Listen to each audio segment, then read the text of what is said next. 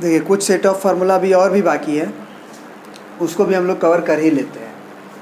जैसे मान लो कि अभी अभी हम लोग पढ़े थे differentiation of sine inverse x, लेकिन अब क्या हो जाए, मान लो कि साइन इनवर्स एक्स बाई ए हो जाए,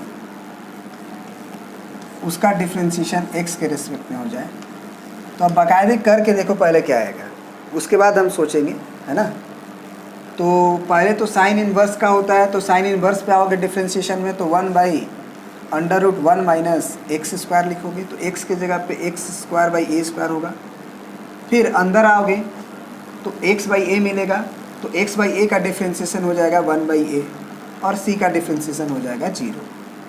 ठीक है, इसका मतलब अब इसको थोड़ा सा एलसीएम वगैरह लेते हैं, तो ये 1/1 एलसीएम होगा ए स्क्वायर, यहाँ हो जाएगा A square minus x square, under root पूरे में रहेगा और इंटू 1/a। अब ये ए स्क्वायर है तो ऊपर जाएगा, तो बाहर निकल के तो ए आएगा, और अंडर रूट ए स्क्वायर माइनस एक्स स्क्वायर और ये 1/a, ये ए कट गया। ठीक है, ये ए कट गया। ध्यान रहे कि अगर ये ए माइनस में रहेगा तो हम उसको बाहर करके खींच देंगे, प्लस में ही है ए, ये याद रहे, इसीलिए हम लोग ए स्क्वायर का जो मॉड है उसको हम लोग सिंपल ए लिखे। तो एक्चुअली आपने क्या देखा, आपने ये देखा कि इसका डिफ्रेंशिएशन करने के बाद जो रिजल्ट आया वो आया 1/√a² माइनस एक्स स्क्वायर। तो इस सब कहानी को मिटा के डिफ्रेंशिएशन के डायरेक्ट हम लोग आंसर ही क्यों ना लिखें, इसका डिफ्रेंशिएशन आएगा 1/√a² माइनस एक्स स्क्वायर। तो अब उल्टा सोचते हैं कि अगर इस फंक्शन का डिफ्रेंशिएशन ये है तो इसका इंटीग्रेशन वो होगा, इसका मतलब इंटीग्रेशन ऑफ 1/√, अगर a² minus x square with respect to x हो तो क्या हो जाएगा, तो वो हो जाएगा sine inverse x/a plus c। Sine inverse x/a को हम लोग क्या लिख सकते हैं, minus cos inverse x/a plus c1।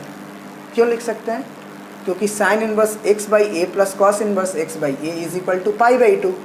तो साइन इनवर्स x को लिख सकते हैं हम लोग π/2 माइनस कॉस इनवर्स x/a, और ये वाला c और ये वाला π/2 को मिला के एक नया कांस्टेंट जनरेट कर सकते हैं।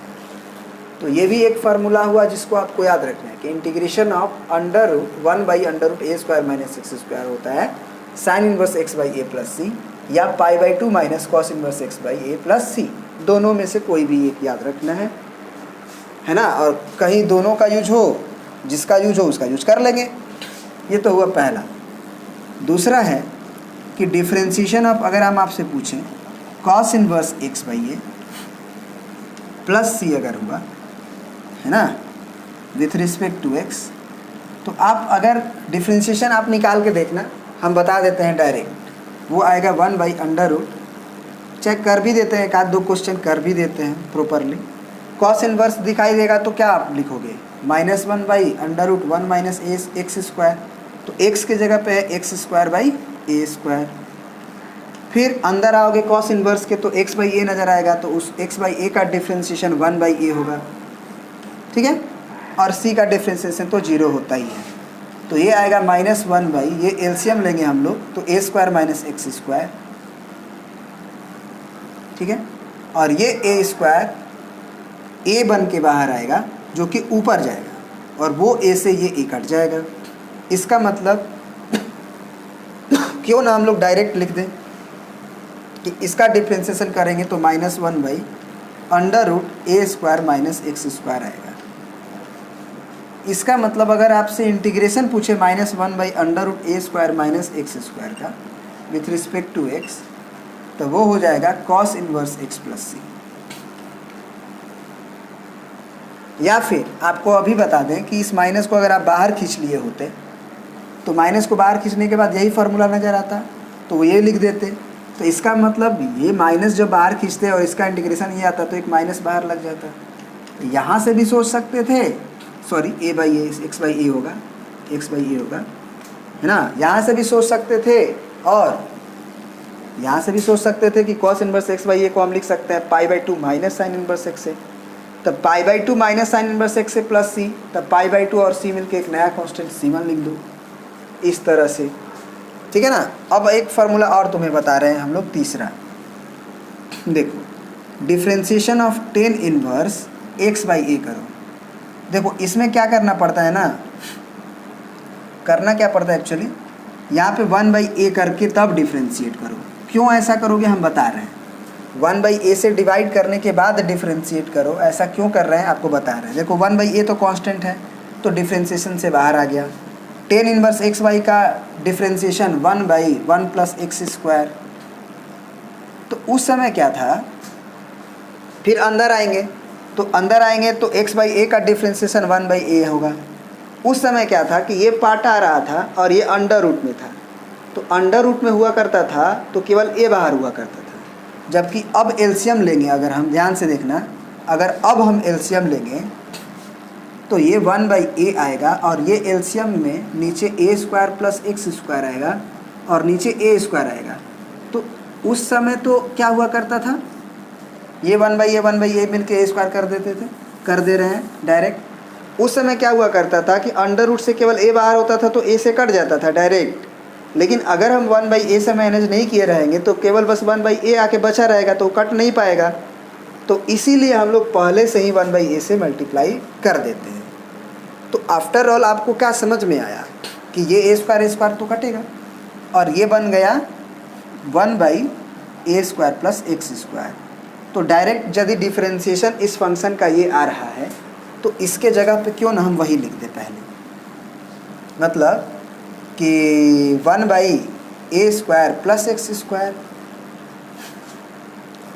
तो ये किस फंक्शन का डिफरेंशिएशन आया था, तो इसका मतलब हम पूछे कि ये अगर इंटीग्रेशन 1/ आपको a square plus x square पूछा जाए विथ रिस्पेक्ट टू x, है ना, विथ रिस्पेक्ट टू x, तो वो क्या हो जाएगा आपका, तो वो हो जाएगा वो जिसका डिफ्रेंशिएशन था, तो वो हो जाएगा 1/a और tan inverse x/a plus c। ये आपका आंसर होगा, ठीक है ना। अब उसी तरह से हम डायरेक्ट फटाफट फार्मूला लिख दे रहे हैं, आप डिफ्रेंशिएशन कर करके देख लेना, वो आ जाएगी, ठीक है ना। जैसे फार्मूला नंबर 4 कि differentiation of 1/a cot inverse x कोई कर दे, cot inverse x/a plus c, तो इसका डिफ्रेंशिएशन आप करोगे तो आएगा -1/a square plus x square. बस ये ध्यान रखना, इसका मतलब आपसे कोई integration -1/a square plus x square पूछे विथ रिस्पेक्ट टू x, तो क्या होगा, तो वो हो जाएगा 1/a और cot inverse x/a plus c, ठीक है। फॉर्मूला नंबर, अब हम आते हैं 5 पे। फार्मूला नंबर 5 जो है हमारा वो है differentiation of 1/a sec inverse x। तो इसको जब तुम डिफ्रेंशिएट करोगे प्लस c, तो जानते हो क्या आएगा, वो हम लिख देते हैं, वो आएगा 1/x under root x square minus a square. बस ये अगर पता है, इसका मतलब integration 1/x under root x square minus a square कोई पूछे तो आप लिख दो 1/a sec inverse x, 1/a sec inverse x plus c, ठीक है। और एक लास्ट फॉर्मूला बचा हुआ है तुम्हारा,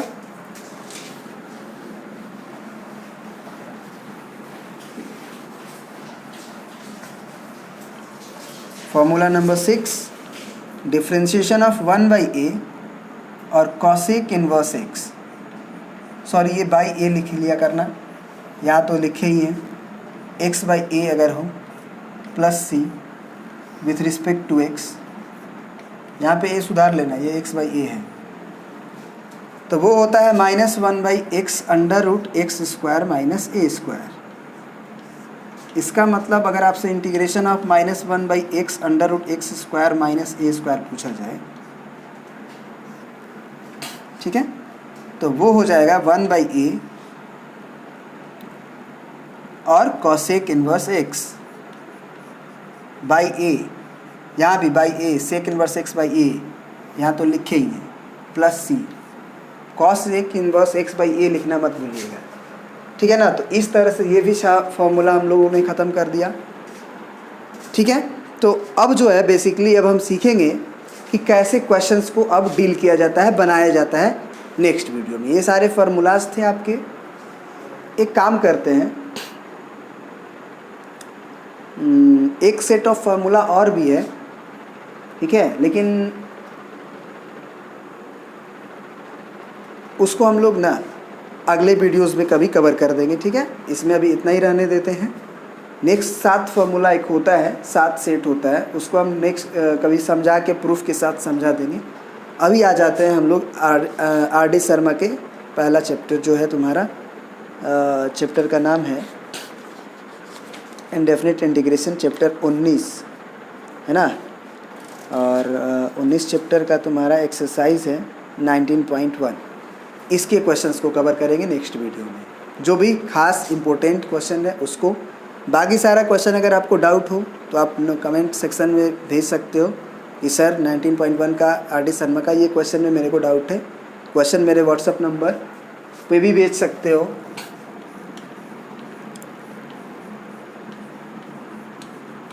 ठीक है। उस पर भी हम उस क्वेश्चन को अगर हम देखेंगे कि अच्छा है तो उसका एक प्रॉपर वीडियो बना देंगे, ठीक है। चलिए तो मिलते हैं नेक्स्ट वीडियो में आपके साथ।